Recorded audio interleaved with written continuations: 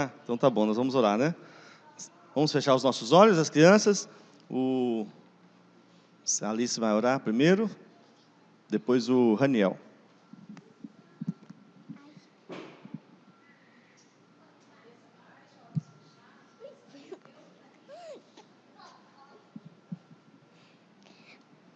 Pai do céu, muito obrigada por esse dia.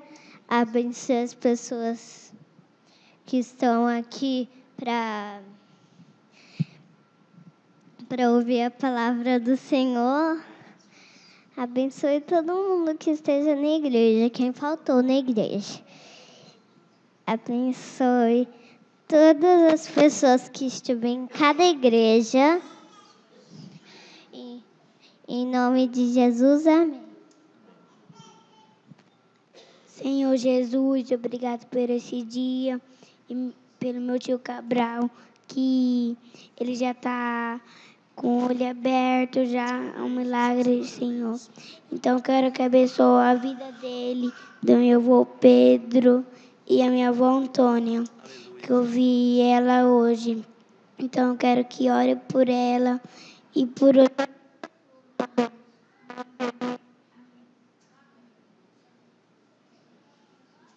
Amém. Deus abençoe as crianças, elas estão saindo para ouvirem a palavra. E nós vamos dar continuidade ao nosso texto de domingo passado, Hebreus capítulo 10. Nós estamos pensando sobre as características, ou pelo menos algumas delas que esse texto nos apresenta, da perseverança cristã. Há uma doutrina bíblica que diz que aquele que está em Cristo, ele é uma pessoa perseverante.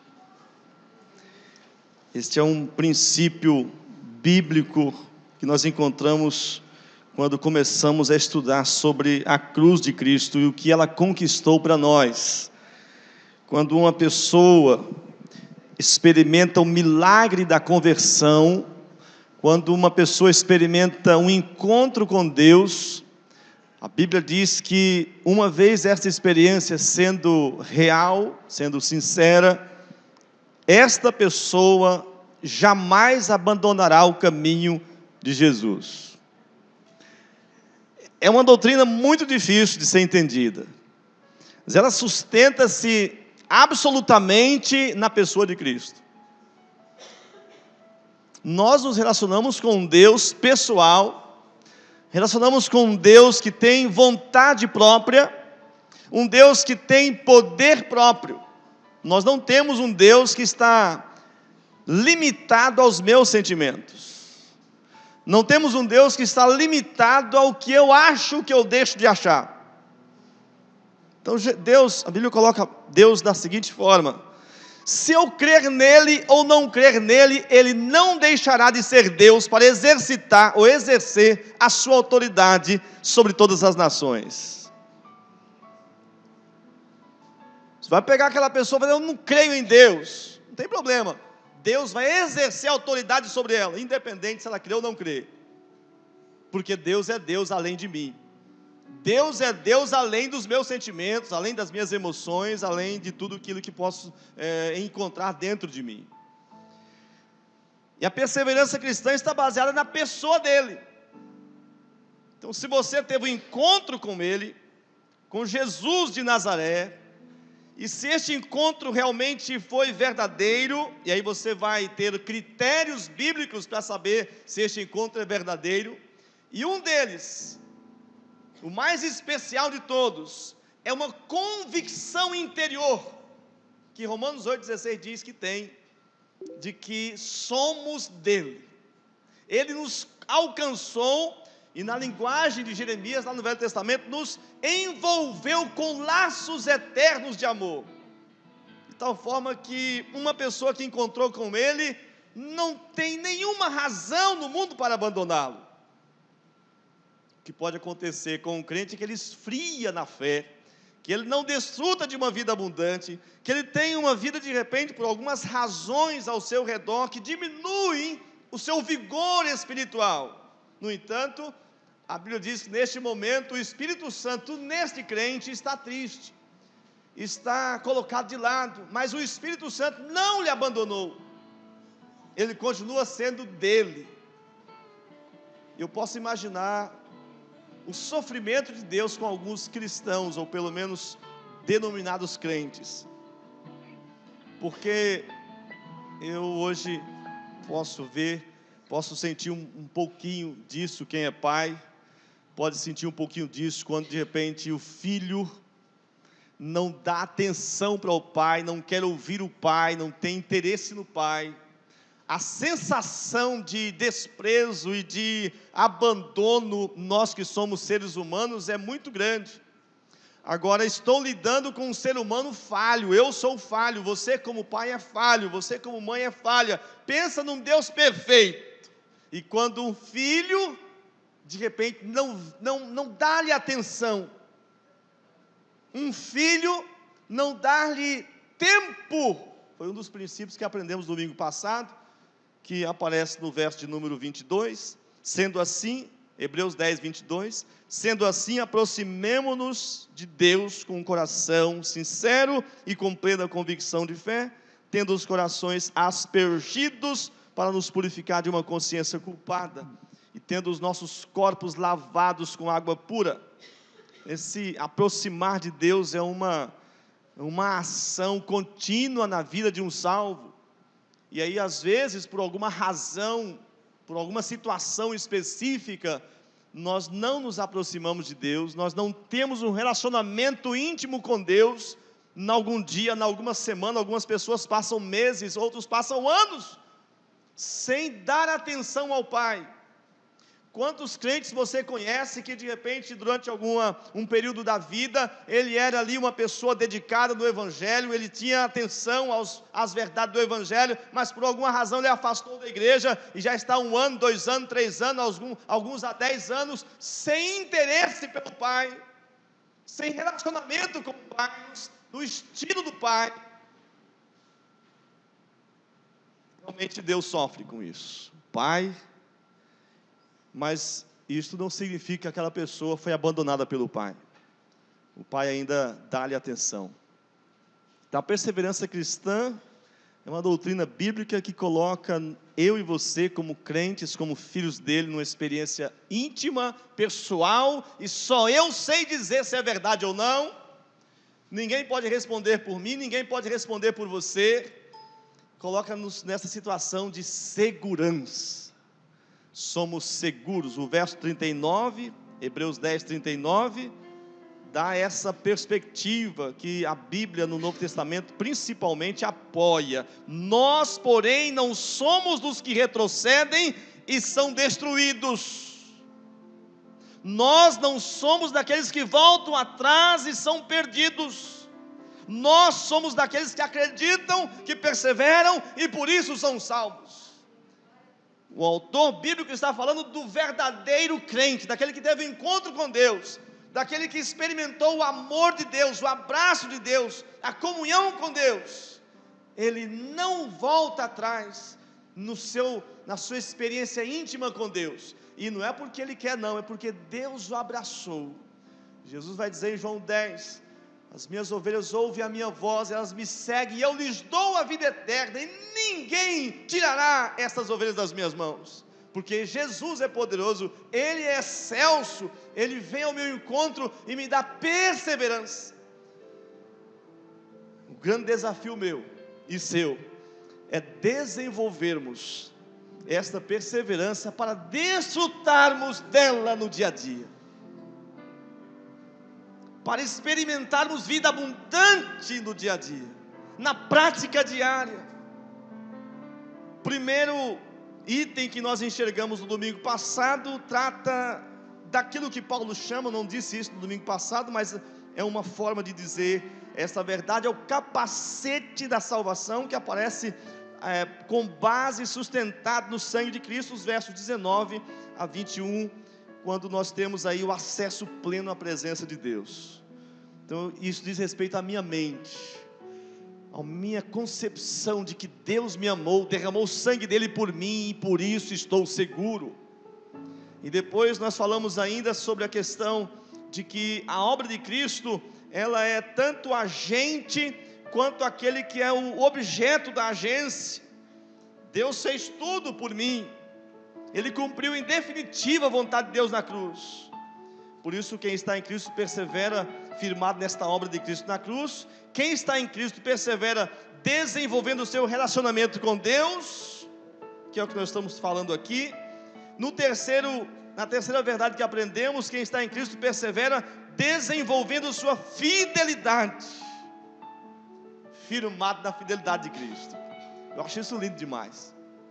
Eu só posso ser fiel firmado em Cristo.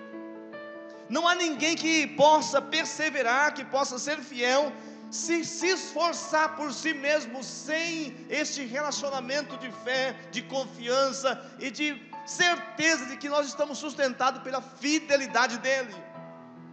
Então, o grande desafio meu e seu é sermos fiéis, porque Ele é fiel.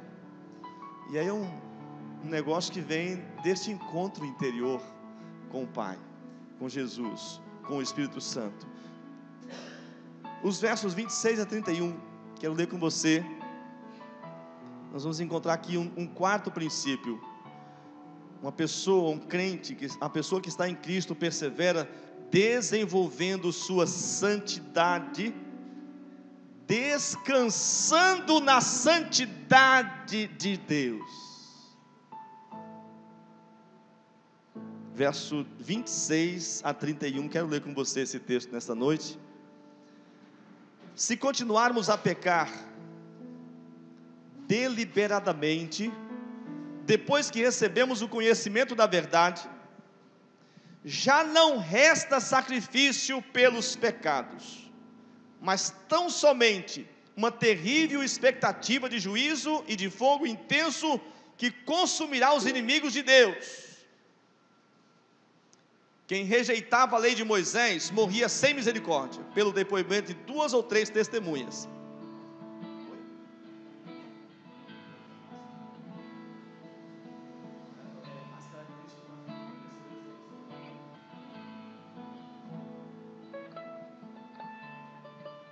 É um PowerPoint com esse tema, as características da fé cristã, da perseverança cristã. Vamos continuar a leitura aqui. Verso 28. Quem rejeitava a lei de Moisés morria sem misericórdia pelo depoimento de 2 ou 3 testemunhas. Quão mais severo castigo julgam vocês merece aquele que pisou aos pés o Filho de Deus, profanou o sangue da aliança pelo qual ele foi santificado, e insultou o Espírito da graça. Pois conhecemos aquele que disse: a mim pertence a vingança, eu retribuirei, e outra vez, o Senhor julgará o seu povo. Terrível coisa é cair nas mãos do Deus vivo. Lembrem-se dos primeiros dias depois que vocês foram iluminados, quando suportaram muita luta e muito sofrimento. Algumas vezes vocês foram expostos a insultos e tribulações, em outras ocasiões fizeram-se solidários com os que assim foram tratados. Vocês se compadeceram dos que estavam na prisão e aceitaram alegremente o confisco dos seus próprios bens, pois sabiam que possuíam bens superiores e permanentes. Até aqui.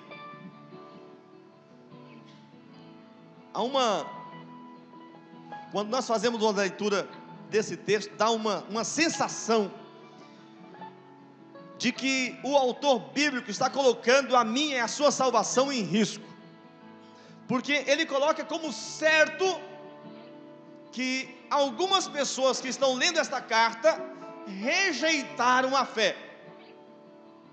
A sensação que temos é esta. Verso 28, ele fala assim, quem rejeitava a lei de Moisés morria sem misericórdia. E aí o verso 29, quanto mais severo castigo julgam vocês, merece aquele que pisou aos pés o Filho de Deus, profanou o sangue da aliança, pelo qual ele foi santificado, e insultou o Espírito da graça. O que o autor bíblico está colocando aqui para nós é o seguinte: uma vez que você está salvo, você é perseverante. E essa perseverança, ela existe porque você entendeu a justiça de Deus. Esse fato, esse entendimento de que Deus nos justificou em Cristo, é que vai fazer com que eu experimente santidade, experimente obediência, desenvolva a minha santidade.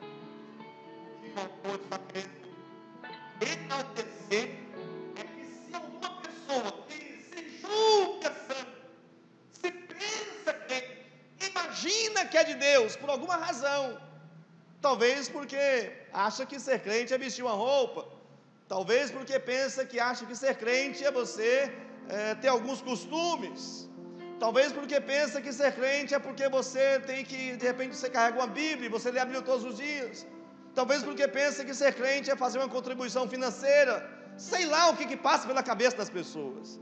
Talvez você pense que ser crente é quando você de repente faz o bem para os seus vizinhos, para as pessoas. Tudo isso está no arcabouço da fé cristã, mas não é a fé cristã. A fé cristã é estritamente uma pessoa que teve um encontro com o Senhor dos Senhores, e tudo que decorre disso, boas obras, santidade, é por causa do encontro com o Senhor dos Senhores. Qualquer outra maquiação disso não é fé cristã. A luta das religiões mundiais é para que nós sejamos bons. Não há nenhuma religião que pregue de repente que você seja mal com o seu semelhante. Não há nenhuma religião que pregue que você de repente deve ter uma vida sem santidade, uma vida de repente desregrada, a não ser que seja realmente um demonismo completo, talvez até pregue isso, mas aí já vem com o nome de pecado mesmo, sem dó e sem... Hoje nós temos, antigamente as pessoas ainda tinham dificuldade para afirmar que seguiam a Satanás, hoje não tem mais problema com isso, a pessoa já disse que é de Satanás mesmo, ela fala e vai embora. Mas ainda há muitas pessoas maquiadas, elas, porque têm boas obras, porque de repente tem algumas ações, elas pensam que isso realmente é a sua vida, é a sua fé. Essas coisas são importantes. Paulo, escrevendo aos Efésios, diz que nós somos salvos para estas coisas. A sequência é esta: eu primeiro recebo Jesus, eu primeiro me converto a Jesus, eu primeiro tenho um encontro com Jesus, depois pratico boas obras por causa de Jesus. Não é o inverso. Tem muita gente que está trabalhando assim, eu vou me esforçar fazendo coisas boas, quem sabe amanhã Deus me salva, porque eu sou um cara bom. Não é assim. Antes de você fazer qualquer coisa, você deve entregar a vida para Jesus, e depois você vai fazer boas obras, não para ser salvo, mas porque você encontrou o Deus da justiça, e você tem temor dele no seu coração, porque você tem uma percepção interna da presença dele, você encontrou com uma pessoa amorosa, cuidadora, poderosa, e que faz justiça, e você tem essa certeza, há temor no seu coração, e você então obedece, você se santifica baseado nele, na pessoa dele, na santidade dele, na obra dele, a justiça dele. Essa é a percepção da fé cristã. Eu sou perseverante porque encontrei com Jesus e experimentei a justificação dele, e agora desenvolvo a minha santidade porque ele já me declarou santo. Você vai ler as cartas paulinas, a maioria delas começam dizendo que a carta está sendo endereçada aos santificados em Cristo Jesus. Uma pessoa, uma vez que ela teve um encontro com Jesus, ela já se tornou santa, não pelas suas obras, não pelo seu histórico, mas porque Cristo selou essa pessoa com o Espírito Santo da verdade. A consequência disso é a santidade. Então a santidade é consequência do meu encontro com Jesus, e não o inverso. Eu não faço as coisas certas para tentar agradar a Deus e quem sabe me aproximar de Deus. Essas são as religiões pagãs, em que você tem que fazer alguns pagamentos primeiro, você tem que fazer algumas obras primeiro, e aí o Deus vai avaliar você, e então vai dizer se você tem acesso ou não. Com o cristianismo aconteceu tudo o inverso. Primeiro Ele nos amou, derramou sangue e nos convida a crer nele, a confiar na obra dele, na salvação dele, na justiça dele. E quando eu me quebro, me arrependo e me rendo a ele, então agora tudo bem, agora você vai obedecer a mim, porque eu vou lhe dar poder para isso. Aí o Novo Testamento vai dizer assim, ó, não é que você não pode fazer isso. Por exemplo, você pode pensar, você não pode se prostituir. Não, não é assim na fé cristã. A fé cristã não é isso. Na fé cristã é assim, ó, você já pode não prostituir, você já tem poder para isso, porque Cristo habita em você. Essa que é a fé cristã. Você não faz porque você quer agradar a Deus, você faz porque já está com Ele, e Ele impulsiona você, há um Espírito Santo dentro de você, motivando você à santidade, e você faz isso porque teve um encontro real com Ele, baseado na justiça dele. Então, quando você vê as suas fraquezas sendo repetidas, tem duas coisas que tem que fazer.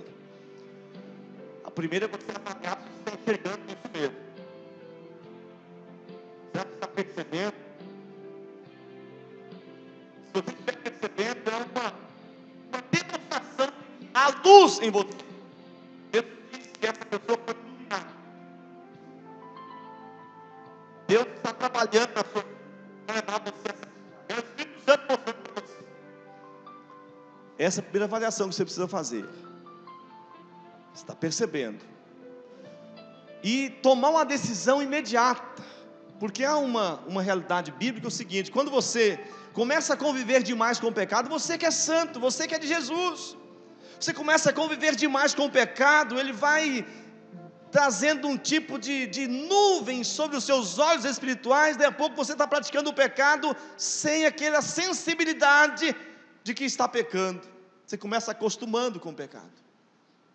Você não perdeu a salvação, mas vai perdendo a alegria da salvação, vai perdendo a vida abundante. Daí a pouco você não consegue mais orar. Você é crente, você é salvo, mas não tem alegria mais. A sua fé virou alguma coisa pesada. Mas você sabe lá no fundo da sua alma que o Espírito Santo está alentando você, está mostrando para você, está trazendo mensagem ao seu coração. De vez em quando dá aqueles vislumbres de luz no seu coração, e você apaga rapidamente e já volta para o seu pecado. Você está enxergando. A luzinha pode ir diminuindo com o tempo, né? Mas nunca vai apagar completamente. Não, tenha certeza disso. Nunca vai apagar completamente. Uma pessoa que encontrou com Deus, o Senhor dos Senhores, nunca Deus vai apagar uma lâmpada no seu coração. Você pode até experimentar 1 ano, 2 anos, 10 anos de vida, sabe?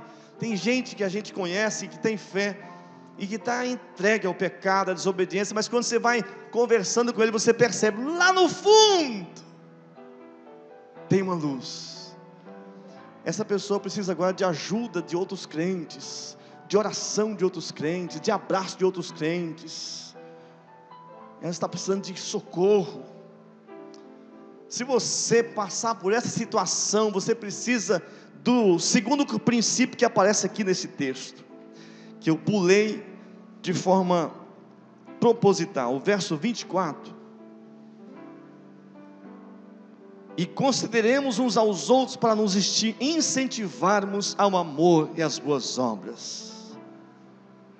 Não deixemos de reunir-nos como igreja, segundo o costume de alguns, mas procuremos encorajar-nos uns aos outros, ainda mais quando vocês veem que se aproxima o dia da volta de Cristo. Esse é o quinto princípio que aprendemos aqui. Quem está em Cristo persevera desenvolvendo um estilo de vida comunitário. Não há crente que sobreviva sem relacionamento com outro crente. Quando a sua fé estiver vacilando, lembre-se disso. Provavelmente você está negligenciando vida relacional com outra crente, com a igreja. Provavelmente você está tentando se esconder. Você está abrindo mão de encontrar com outros crentes e confessar pecado, e orar uns pelos outros, se fortalecer uns nos outros, incentivando o amor e as boas obras. Você pode de repente estar no meio de um monte de gente, mas solitário, com dor no coração, e você volta para casa e o pecado de novo condena você, maltrata você, e você vive em prejuízo. Você está abandonando o relacionamento da igreja. Você não está buscando se reunir com outros crentes para incentivar ao amor, à obediência. A igreja é o poder de Deus manifestado aqui.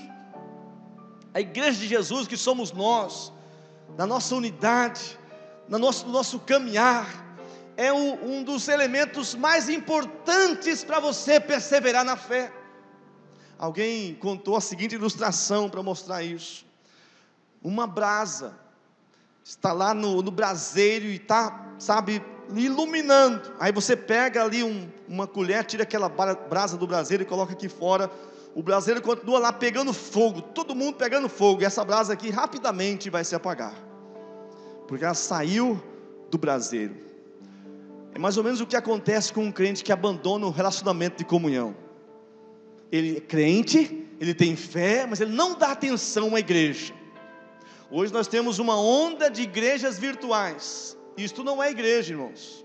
Você pode ver vídeos na internet, você pode ouvir mensagens na internet, você pode fazer um monte de coisa na internet, aprendendo as verdades bíblicas, mas não pode abrir mão do relacionamento verdadeiro, do relacionamento olho no olho, do contato físico, do abraço, da oração sincera. Não há igreja sem relacionamento. Então você está incentivando outras pessoas ao amor e às boas obras.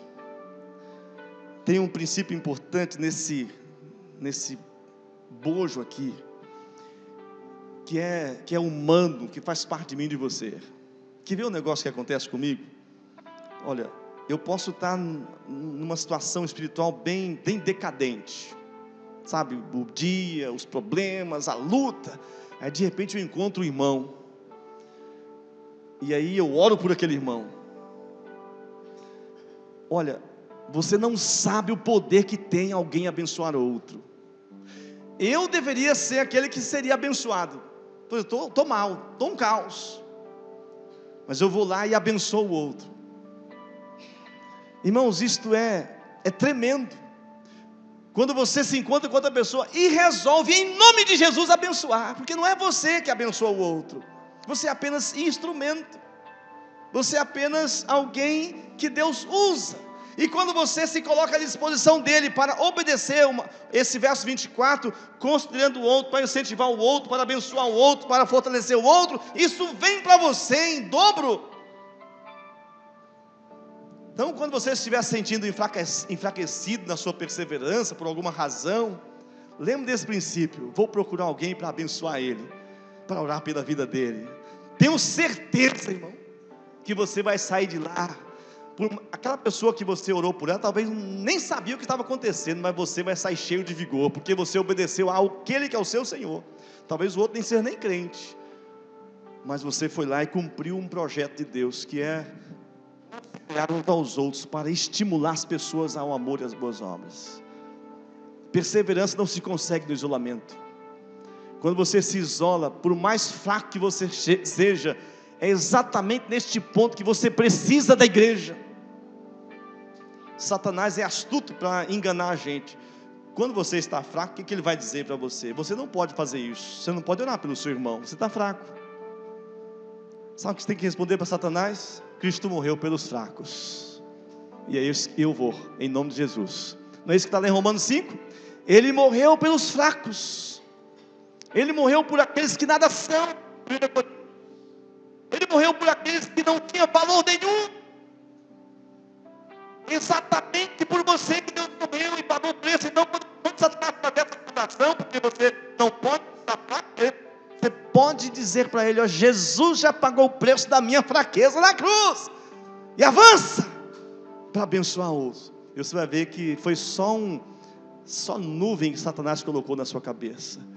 Você vai sair em vitória, quando você começa a entender que o projeto de Deus começa com ele, para ele, é tudo para ele, não é você. Você não prega o evangelho porque você é bom. Você não abençoa outra pessoa porque você é bom para abençoar. Você não abençoa porque você de repente é digno de abençoar outro. Eu lembro bem do Jacó. O Jacó chega lá no Egito, um homem velho, um homem pobre, porque a nação dele estava dependendo do Egito para comer. Um homem sem credenciais humanas, arrasado, porque está dependendo de um filho, ele não tem condição de sustentar a sua família. Aí ele vai na presença do faraó, né? José o leva na presença de faraó. Sabe o que ele faz? Lá em Gênesis, ele abençoa faraó. Ele não chega lá assim, não faraó, porque realmente eu estou assim, sabe? Não, Jacó é filho de Deus, e ele chega e ora pelo faraó. Esse é um crente. Está tudo um caos na vida dele, mas ele sabe que a sua esperança não é aqui. O verso 35, olha só, 35 e 36. Por isso não abra mão da confiança que vocês têm, confiança em Jesus, no sangue de Jesus. Essa confiança será ricamente recompensada. Vocês precisam perseverar de modo que quando tiverem feito a vontade de Deus, recebam o que Ele prometeu, pois em breve, muito em breve, aquele que vem virá e não demorará. Mas o meu justo viverá pela fé, e se retroceder, não me agradarei dele. Nós, porém, não somos dos que retrocedem e são destruídos, mas somos daqueles que creem e são salvos. O verso 34, que eu queria ressaltar para você aqui, finalzinho do verso 34. Por que essas pessoas foram fiéis? Pois sabiam que possuíam bens superiores e permanentes. Nós não somos guiados pelos bens materiais momentâneos, situações boas ou ruins. Nós somos guiados pelos bens permanentes que Cristo conquistou para nós na cruz. A minha e a sua perseverança só pode ser conquistada quando você entende que a sua vida está segura nas mãos de Jesus, e que todas as suas fraquezas e debilidades, sejam emocionais, sejam espirituais, sejam até morais, foram compradas na cruz por sangue. E agora você vai operar, vai realizar isso num dia a dia, buscando a sua santidade, olhando para Jesus, buscando a sua fidelidade, olhando para Jesus, buscando a sua perseverança, olhando para Jesus. E cada vez que você se sentir enfraquecido por alguma razão, o texto aqui enumera várias delas, né? Ele diz assim no verso 30, verso 32, lembrem-se dos primeiros dias, depois que vocês foram iluminados, quando suportaram muita luta e muito sofrimento. Algumas vezes vocês foram expostos a insultos e tribulações. Em outras ocasiões fizeram-se solidários com aqueles que trataram você assim. Vocês se compadeceram do que estavam na prisão e aceitaram alegremente o confisco dos seus próprios bens, porque sabiam que possuíam bens superiores e permanentes. No seu relacionamento comunitário, às vezes você vai se sentir em prejuízo, mas essa é a sensação do pecado em nós. Quando você resolve abençoar uma pessoa, e ela rejeita você, e ela não aceita de repente a sua bênção, e por alguma razão de repente você se sente em prejuízo, isso não deve ser motivo para você abandonar a sua capacidade de abençoar, porque você não está esperando bens aqui, você está esperando bens permanentes e eternos. Você vai perseverar porque a sua esperança não é aqui. Então, ainda que você de repente experimente algum prejuízo, você ainda vai olhar para a eternidade e vai dizer: o meu Deus tem riquezas muito superiores, e eu vou continuar servindo ao meu Deus, abençoando, porque esta é a ordem que Jesus me deu para fazer. Jesus nunca me deu autoridade para amaldiçoar alguém. Jesus nunca me deu autoridade para ter ódio de alguém. E toda vez que eu faço isso, que eu rejeito alguém, eu estou trazendo sobre mim vingança, e tristeza, e amargura. Na verdade sou eu que estou perdendo nessa história. eu estou me envenenando, quando eu deveria apenas abençoar. Viva uma vida de abençoar, de servir, que você vai descobrir que é exatamente isso que edifica você, que fortalece você, que anima você. Agora, não pode ficar esperando recompensa, porque se ficar esperando a recompensa, vai parar na primeira esquina. Nós temos que olhar para a eternidade. Nossa vida de comunhão, nosso serviço um ao outro tem que ser baseado na eternidade, senão você se decepciona.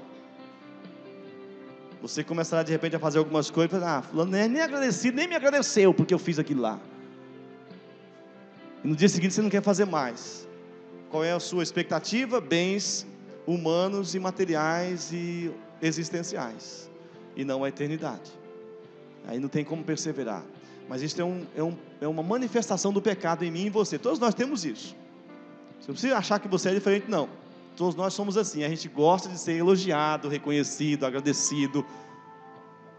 Mas lembre-se de quem que você segue. Quem é que você segue? Foi rejeitado, foi condenado, foi colocado na cruz, e ainda assim dizia: Pai, perdoa, porque eles não sabem o que estão fazendo. Nós seguimos a Jesus. Nós não seguimos o nosso ego, nós seguimos ao Senhor dos Senhores. Que Deus abençoe você no desenvolvimento da sua perseverança. Estas são algumas das características de um salvo, desenvolvendo, e ele vai obedecendo sua caminhada cristã, nesta declaração, que já é perseverante por declaração de Deus, e por causa exatamente desta ação dele, ele se torna cada vez mais perseverante. Mas começa com uma atitude, uma decisão de ser perseverante, de não voltar atrás, de olhar para a cruz de Cristo, para o Senhor a quem nós servimos. Cada vez que você fizer uma obra para algum irmão, para alguma pessoa, não pense se ele vai reconhecer ou não. Eu ouvi uma história essa semana que eu fiquei horrorizado, mas é assim mesmo. Às vezes você vai lá, estende a mão para uma pessoa que está precisando, necessitada. Dali mais alguns dias ela volta na sua casa e condena você, e diz palavras tolas e horríveis para você, e você diz assim: puxa vida, que tristeza. Mas foi assim que fizeram com o nosso mestre, irmão Augusto e irmã Teresa. Foi assim que fizeram com Jesus. Nós só precisamos continuar a fazer aquilo que Jesus mandou a gente fazer. Deixe Deus. Deus é o Deus da justiça, Ele que vai estabelecer a justiça. A nossa função é abençoar.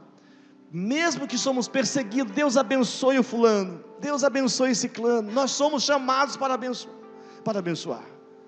Baixe sua cabeça, nós vamos orar nesse instante. Eu queria que você estivesse desafiado, se sentindo desafiado a olhar para Jesus, o Deus que não nos abandonou, não nos abandona, e garante que vai nos dar plenitude de salvação, sustentada somente na graça dEle, no sangue dEle derramado. Por isso você pode orar, se aproximar dEle. Por isso você pode ser fiel, porque Ele é fiel. Por isso você pode ser santo, porque Ele é santo. Por isso você pode desenvolver a sua vida na igreja, na comunidade, porque Ele é o Deus que serviu a mim e a você, quando nós não tínhamos nada para lhe entregar. E ainda hoje, nada podemos fazer para recompensá-lo. Não espere receber qualquer recompensa aqui, meu irmão, minha irmã, porque a nossa recompensa vem das mãos dEle mesmo. Ele é o nosso tesouro, Ele é o nosso tesouro, Ele é a nossa riqueza. Jesus é o nosso amor verdadeiro. Consulta com o seu coração agora. Será que Jesus é o seu grande amor? Ele realmente é o esposo da sua vida? Consulte agora com o seu coração. Há esse testemunho no seu interior? Ou quais são as suas motivações? Quando você exercita a sua fé, o que está acontecendo de verdade? É Jesus que está motivando você? O amor dEle, a cruz dEle, o sangue dEle? Ou é outra coisa? Eu desafiar você a olhar para Jesus.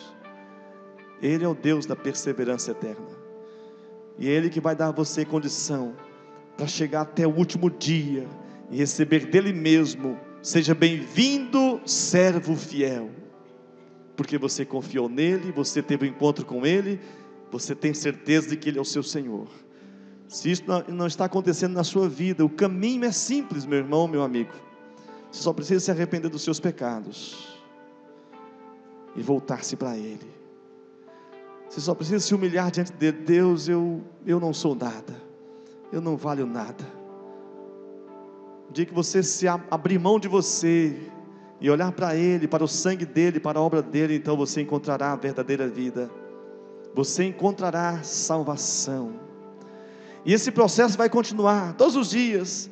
Quando você de novo pensar que você tem que ser alguma coisa para agradar a Deus, você de novo se humilha diante do Senhor. Deus, nada a mim, nada sou, Tu és tudo em mim. Avance, avança, avança, porque Ele é Deus que te dá vitória. Ele é Deus que sustenta você. Ele é Deus que pagou o preço de todas as suas mazelas. Ele é quem comprou a sua salvação.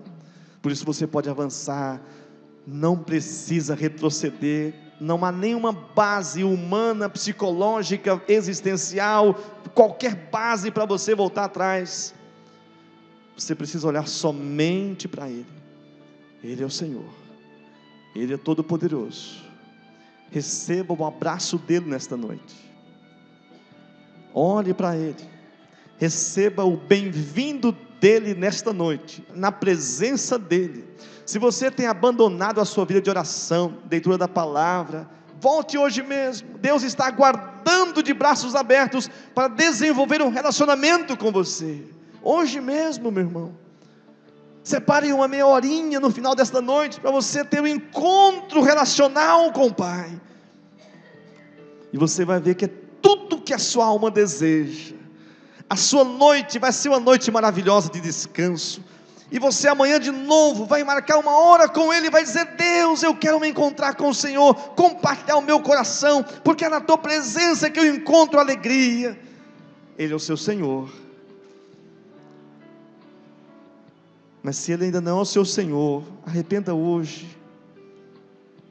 Abra mão de você hoje. Diga: Deus, eu quero andar na Tua presença. Eu tenho sentido o Teu chamado na minha vida.